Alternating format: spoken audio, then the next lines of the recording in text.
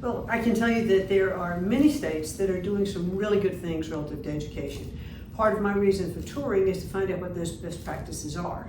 And the President's goal in sending education back to the states is to make sure that those states can see what other states are doing, what is working. So if I can take best practices and build a toolkit to deliver to other states, it's not a mandate, it's a suggestions. These are things that are working in other places. And I found sometimes governors are a little competitive.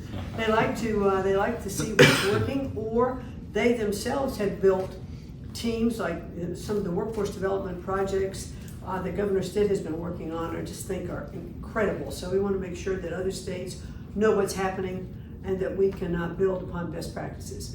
I talk a lot about the American dream and how do we make sure that the next generation of kids know that they can accomplish anything that they want in life.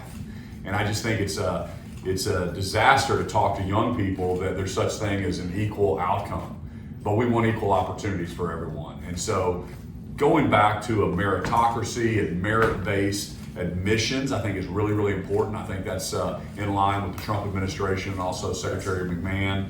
And so I signed an executive order to really address that with our state agencies and also our higher ed, and then this bill is codifying this into law now. We are talking about moving education to the states. And the states, as you well know, provide about 90% of their education budget already.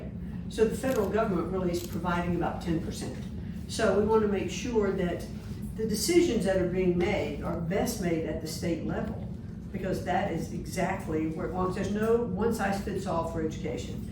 And what works best in Oklahoma may not work for Nebraska, may not work for New York, may not work for other states. But let's make sure that education needs are served in the state by the superintendents, by parents, first and foremost, who are making choices, for their children.